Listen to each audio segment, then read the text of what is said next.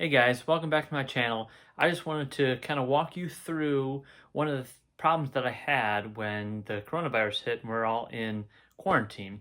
So I wanted to do pull-ups, but I didn't have a pull-up bar. I didn't have any way of doing that here in my basement. So I came up with a solution. I did have an easy bar, a curl bar. So what I did was I improvised. So if you take a look right here, I will show you how I made that now. This is everything I use to make the chin-up bar. I have a 2x12 that I cut to about 16 inches in length. I have four 4-inch bolts with nuts. I have 4 half-inch washers.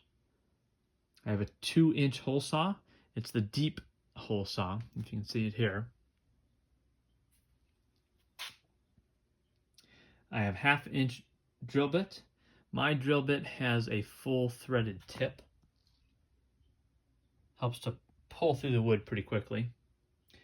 Obviously, tape measure, pencil on a straight edge. So next I used the spade bit and drilled 2 holes for the bolts, approximately 2 3/4 inches down and 3 inches in from each side. And then I took my hole saw, 2-inch deep hole saw, and made a hole at approximately 11.5 inches down and right in the center of the board. Now you can see I ended up chiseling out a little bit of this hole here. The reason I do this is when I put the curl bar in at an angle, I need just a little bit of this off to get it into the hole. Next I drilled my holes through the floor joists, and that again is with the 1/2-inch bit. The 2 holes for the bolts through the floor joist were drilled at 2 1/4 inches above the bottom of the floor joist.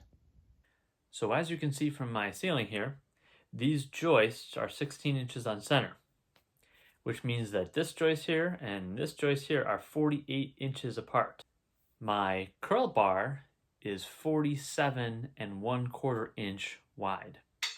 That's 47 1/4 inch from this end to this end. I attached these boards on the inside of these joists so that when I put the curl bar into the holes I drilled, it'll hold. Now I'm going to show you how I take it out and put it back in. I just grab the bar, slide it one way, pull it out. To put it back in, slide it through the one side. Each end extends about 1 inch past the opening. Now from here, I can do wide grip pull-ups,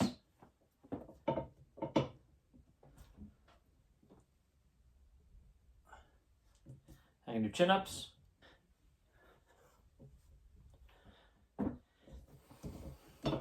and it's solid.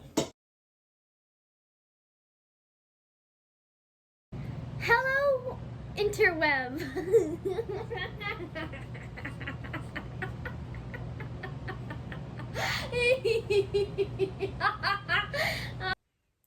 Thanks for watching.